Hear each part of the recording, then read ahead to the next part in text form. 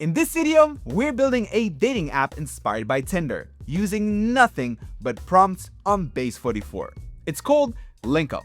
You get a multi-step onboarding flow, a swipeable discovery screen with profile cards, a matching system, in-app messaging with media sharing, email notifications for matches and messages, and a profile screen to manage your photos and preferences. This is a full follow-along tutorial. We're going to run into errors along the way, and I'll show you exactly how I fixed each one. All the prompts that I used in this video are in the description, including the fixed prompts, so you can copy and paste as we go. The link to Base 44, the tool that we'll be using to build this app, is also in the description. It's free to get started and you won't need a credit card. Just sign in with your email address and build along with me. All right, ready?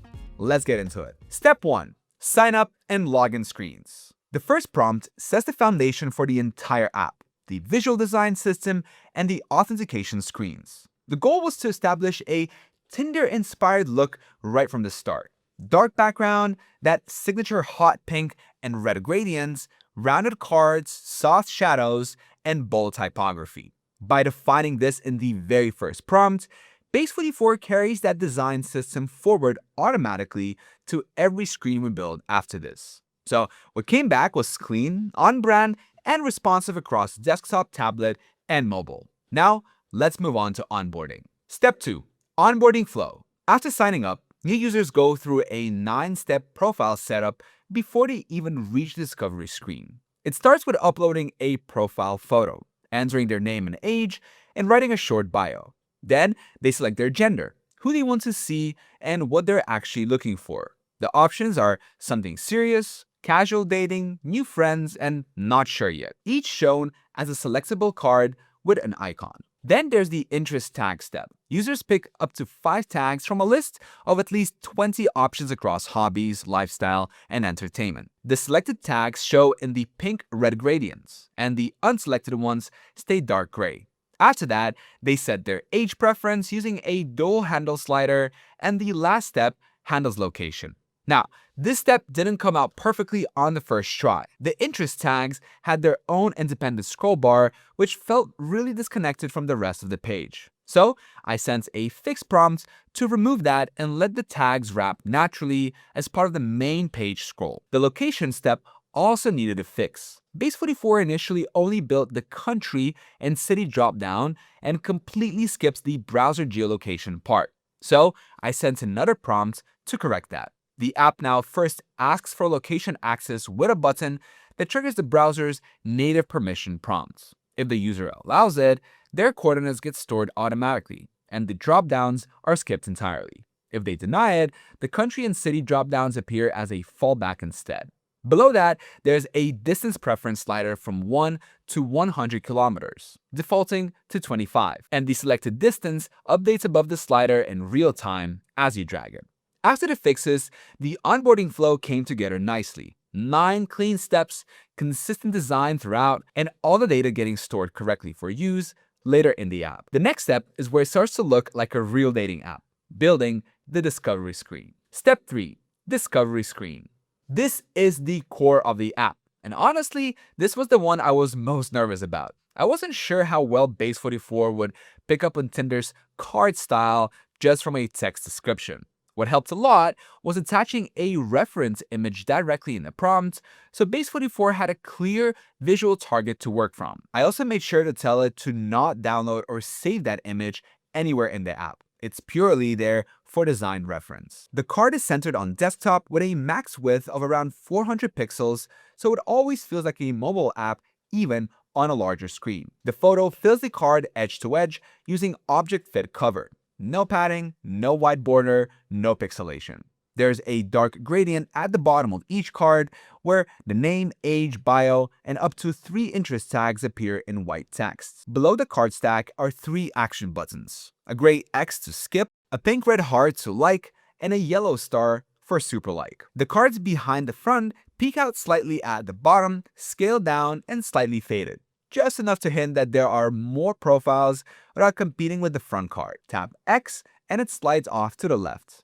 I also asked Base 44 to populate the discovery screen with 8 realistic demo profiles, mixed genders, ages between 25 and 35, short bios that sound like real dating app profiles, and high-resolution portrait photos sourced from free public image libraries. And wow, the photos it pulled were way better than I expected. Clean, sharp headshots that actually look like real dating app profiles. The whole screen came together really well. Of course, it's not really a dating app without a matching system. So let's build that next. Step 4. Matching logic. For matching, I ask Base44 to trigger a match whenever two users have both liked each other. When that happens, a full screen celebration screen appears with the "It's a match" text styled in the pink-red gradient, both profile photos shown side by side in circles, and two buttons, one to send a message and one to keep swiping. I also preceded a mutual like in a database between the demo account and the third female demo profile, so the match celebration screen triggers automatically on first login. That way, we can see exactly how the match animation looks and feels the moment you open the app. All likes and matches are stored in the database and persist across sessions. And honestly, this was one of those moments where Base44 just got it right on the first try. The celebration screen came out exactly how I pictured it. Very impressive. Now, let's build a place where all these matches will show up. Step 5. Matches screen. On desktop, the matches screen uses a split layout. The matches and messages panel sits on the left at a max width of 400 pixels, and the discovery card stays on the right so you can keep swiping without leaving the page. On mobile and tablet, it's a full screen view accessible from the bottom nav heart icon. At the top of the matches panel, there's a horizontally scrollable row of circular profile photos for new matches. Below that is the messages section showing matches you've already chatted with. Each row shows the match's photo, name, last message preview, and timestamp. I ran into a recurring issue with Maya's circle avatar being clipped on different sides after each fixed attempt. Every prompt I sent seemed to fix one side and break another. Eventually, I just asked Base44 directly why it kept happening. And that's actually a trick I've picked up along the way. Sometimes, instead of sending another fix prompt, I'll just ask Base44 to explain the root cause, and it figures out on its own. That's exactly what happened here. It identified the issue and resolved it without me having to spell out the solution. The preceded match also pulled through correctly from the database. Maya was already showing in the new matches row without needing any additional data population. Overall, the matches screen came out really solid with a split layout on desktop, clean matches panel, and the new matches row displaying exactly as expected. Now, let's get into messaging. Step 6. Messaging. Tapping Maya's circle opens the chat screen. On desktop, it opens inside the left panel with the discovery card still visible on the right. On mobile, it takes over the full screen with a back arrow in the header. Sent messages appear on the right in pink-red gradient bubbles. Received messages appear on the left in dark gray bubbles with white text. Each message has a timestamp below it, showing the time for today's messages and the day plus time for older ones. If there is more than an hour gap between messages, a centered divider appears between them. Getting the message bubble sizing right took a few rounds. Bubbles were either wrapping too early or stretching too wide. I sent 3 fixed prompts trying to correct it, and each one only partially worked. So I did what worked for the avatar clipping issue. I stopped trying to describe the fix and just asked Base44 directly why the bubbles weren't sizing correctly. And it sorted itself out from there. Pretty incredible, right? I also added media sharing. There's a photo icon next to the input bar that opens a file picker for images and videos. Sent images show as rounded thumbnails inline in the conversation. Tapping any image opens it in full screen lightbox. Videos show with basic play and pause controls. Okay, messaging is sorted. Next up, the profile screen. Step 7. Profile screen. The profile screen starts with a photo grid at the top. The first photo is the main one shown on the discovery card, and users can upload up to 6 photos total. Tapping an empty slot opens the file picker. Tapping an existing photo gives the option to delete it or set it as the main photo. Below the grid, the user's name, age, bio, and all their preferences are displayed. Gender, who they're looking for, what they're looking for, interest tags as pill badges, age range, distance preference, and location. There is an Edit Profile button to update any of it, and a logout button at the bottom. I also updated the discovery cards to support multiple photos. If a profile has more than one photo, dot indicators appear at the top of the card. Tapping the left side of the card cycles to the previous photo, and tapping the right side cycles to the next. The name, age, bio, and interest tags stay visible across all photos. The profile screen came out really well on the first try. The photo grid was clean, and all the user's preferences from onboarding were pulling through and displaying properly. That wraps up the main build. Now, let's add email notifications and do a final visual polish pass. Step 8. Email notifications and final polish. When a user gets a new match, they receive an email saying they have a new match on LinkUp. When they get a new message, they get an email too, but only if they haven't opened the app in the last 30 minutes. So active users don't get spammed. Then, Base44 ran through the entire app, checking that the pink red gradient is consistent across all buttons in active states. All cards have uniform border radius and shadows. The bottom nav is fixed and never overlaps content, and all empty states have an icon and a message. Everything came back clean. Now, the last thing I always do before publishing is a full QA pass where Base44 reviews the entire app from top to bottom, checks that every flow is working the way it should, and flags anything I might have overlooked during the build. Step 9. Final QA.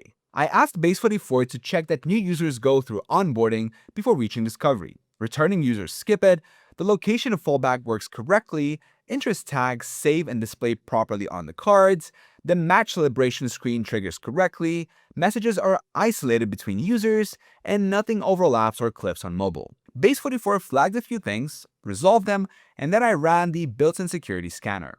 Once that came back clean, I hit publish. Alright, and that's LinkUp. Is it exactly like Tinder? No, but it covers the full core experience. Onboarding, swiping, matching, messaging, and profiles. And it was built entirely through prompts without writing a single line of code. That's pretty impressive, right? So, the real question is Base44 actually worth it for building these apps? And honestly, my answer is yes. Not every prompt, of course, comes out perfectly on the first try, and some things took a few attempts. But that's pretty normal with AI, and every issue was solvable. The more you build with it, the better you get at prompting. So, if you're just starting out, the free plan is a great place to try it out. The link for it is in the description. You can sign up completely for free and start building right away.